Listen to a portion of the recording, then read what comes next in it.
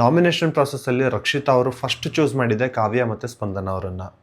ಆದರೆ ಬಿಲ್ಲೆಗಳನ್ನು ಕೊಡೋ ಪ್ರಮೇಯ ಬಂದಾಗ ರಾಶಿಕಾ ಮತ್ತು ಸ್ಪಂದನ ಅವ್ರ ಮಧ್ಯ ಸ್ಪಂದನ ಅವ್ರಿಗೆ ಕೊಡ್ತಾರೆ ರಕ್ಷಿತಾ ಅವರು. ಹೊಸ ಕ್ಯಾಪ್ಟನ್ನ ನೋಡೋಣ, ರಾಶಿಕಾ ಅವರು ಆಲ್ರೆಡಿ ಕ್ಯಾಪ್ಟನ್ ಆಗಿದ್ದಾರೆ ಅಂತ.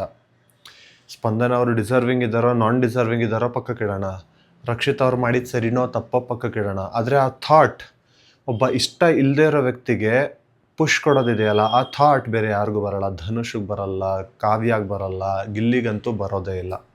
ಮತ್ತು ಕಲೆಕ್ಟ್ ಮಾಡಿದ ಬಾಲ್ಗಳನ್ನ ಬಾಸ್ಕೆಟ್ಗೆ ಹಾಕೋ ಟಾಸ್ಕಲ್ಲಿ ರಕ್ಷಿತಾ ಅವರು ಧ್ರುವಂತಗೆ ಆಡ್ಕೊಡ್ತಾರೆ. ಇವರಿಬ್ಬರಿಗೂ ಬರೋದೇ ಇಲ್ಲ.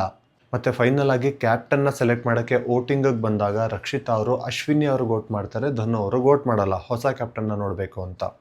ಇದೇ ರೀಸನ್ನ ಅಪ್ ಫ್ರಂಟ್ ಆನ್ ಫೇಸ್ ಧನುಗೆ ಹೇಳ್ತಾರೆ. ಬೇರೆ ಕಂಟೆಸ್ಟೆಂಟ್ಗಳಾಗಿದ್ದರೆ ಯೋಚನೆ ಮಾಡ್ತೀನಿ ಅವರು ಬಂದು ಮಾತಾಡಲಿ ಅಂತ ಹೇಳಿರ್ತಿದ್ರು. ಆದರೆ ಈ ಹುಡುಗಿ ಡಿಸ್ಪ್ಲೇಡ್ ದ ಗಟ್ಸ್. ಈ 3 ಔಟ್ಸ್ಟ್ಯಾಂಡಿಂಗ್ ಬಿಹೇವಿಯರಿಂದ ಈ ವಾರದ ಕಿಚ್ಚನ ಚಪ್ಪಾಳೆ ಕೂಡ ರಕ್ಷಿತಾ ಅವ್ರಿಗೆ ಸಿಗಬೇಕು ಅನ್ನೋದು ನನ್ನ ಅನಿಸಿಕೆ.